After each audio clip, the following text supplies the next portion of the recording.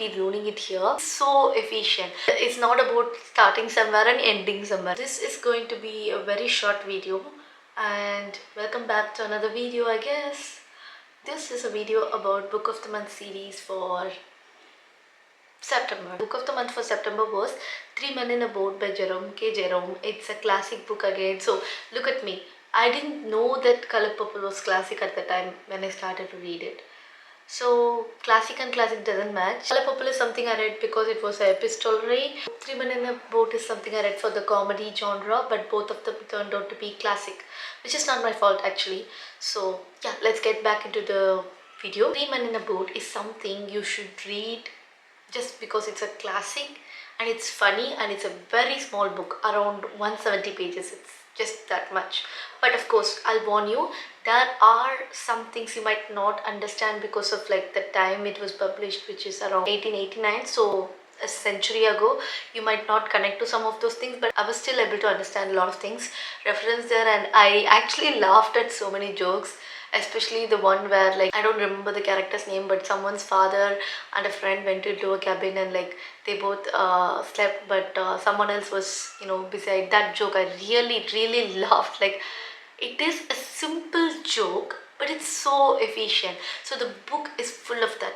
Every chapter you'll read, it'll be layered with so many comic stuff, like misleading dialogues and like miscommunications, like so many stuff you can see there. I was reading the first chapter and it was so relevant even now.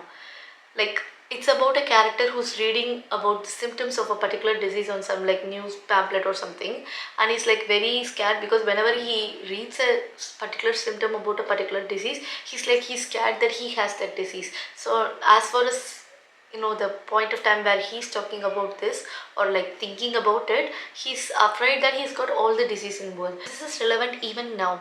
If you ask me, like, we Google some symptom and we're like, okay, I am going to die tomorrow itself. So that is what I was talking about. Even though it's like an old book, it is still a lot relevant, because human psychology, it's mostly the same. And like I said, the book, it's not about starting somewhere and ending somewhere. It's just, to be part of that journey where these people are like going on. I'll tell you one funny thing. I didn't realize that the three men in the boat and the last person was like the dog. I didn't realize that even up until like the last page of the book. Like, why are four names mentioned and only three men are always involved in talking?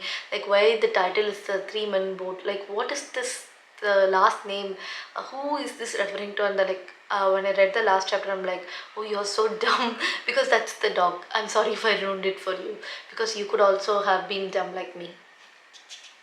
So yeah, that is something I was like, okay, you're so dumb. And I learned that this is a very famous book. I didn't know that before. I'm like, okay, I didn't know that it was a famous book, but then I really liked it. But like, I don't know, because like there are famous books, when you read it you don't like it most of the time. There's a lot of chemistry between these characters. Like, they're all funny in their own way. I won't be able to give much details because it's a small book and I don't remember everything about the book, and even if I remember, what good would it do?